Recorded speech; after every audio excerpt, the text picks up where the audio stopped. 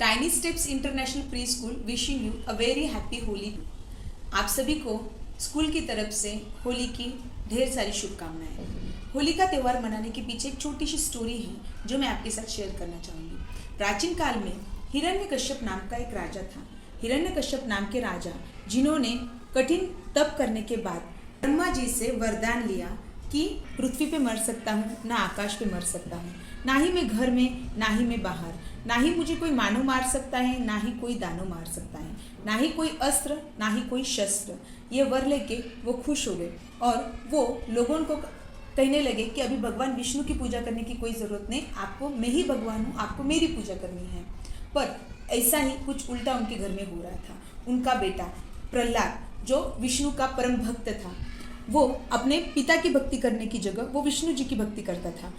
हिरण्यकश्यप नाम का जो राजा था, उन्हें बहुत बुरा लग रहा था, गुस्सा भी आ रहा था कि खुद मेरा ही बेटा मेरी सुन नहीं रहा है, मेरी पूजा नहीं कर रहा है, ताकि मैंने भगवान से वर लिया है और मुझे ना तो कोई अस्त्र शस्त्र, मानव दानव कोई भी नहीं मार सकता, इवन भगवान भी नहीं मार सकता, तो मैं ही भगवान हुआ हूँ। पर प्रहलाद जो था वो उनकी बात नहीं सुनते थे, वो विष्णु की भक्ति करते थे।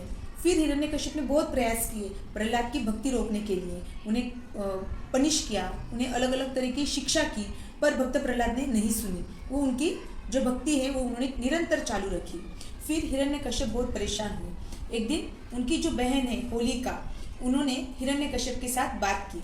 होलिका ने कहा हिरण्यकश्यप को कि भाई मेरे पास एक मिले वाला वरदान है, जो वरदान ऐसा है कि मैं आग में जाऊँ तो मुझे आग कुछ नहीं कर सकती। योजना ये थी कि ये जो होलिका थी, होलिका को एक हरा कलर का कपड़ा उनको वरदान में मिला था, ताकि ये हरा कलर का जो कपड़ा है वो ओढ़ के अगर वो अग्नि में बैठ भी जाए तो अग्नि उनको कुछ नहीं कर सकती थी। फिर उन दोनों के नियोजन के मुताबिक उन लोगों ने क्या किया, अग्नि जलाई।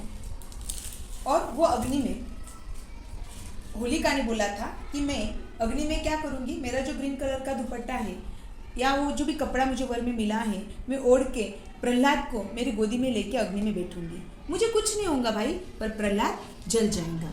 ऐसा उन दोनों ने नियोजन किया। फिर उसके बाद में होली में जब वो आग लगाई थी, अभी देखो होलिका के पास तो आग से बचने के लिए एक कपड़ा था, पर भक्त प्रहलाद के पास आग से बचने के लिए कुछ भी नहीं था। विश्वास था विष्णु पे कि प्रहलाद को लेके बैठ गई और वो जो कपड़ा था वो उड़ के प्रहलाद के ऊपर आ गया और होलिका अग्नि में भस्म हो गई। होली मनाने का त्यौहार के पीछे यही मकसद है कि हम होलिका के जो बुरे विचार थे, नकारात्मक विचार थे, बुरी सोच थी, उसको हमें होली में जलाना है और इस साल की होली हमें मनानी है। और दूसरे दिन होलिका उनके बुरे विचारों के साथ जल गई थी। ये खुशी मनाने के लिए लोगों ने दूसरे दिन से एक दूसरे को रंग लगा के होली का त्यौहार मनाना चालू किया था।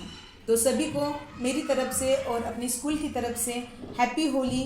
आपकी भी दुनिया, आपका भी जीवन रंगों से भर जाए, यही शुभकामना हम करते हैं। और इस होली हमारे मन में जो भी नकारात्मक ऊर्जा है, नकारात्मक विचार हैं, वो हम होली में जलाएंगे। सबको मेरी तरफ से और tiny step international pre school की तरफ से हैप्पी होली। Thank you.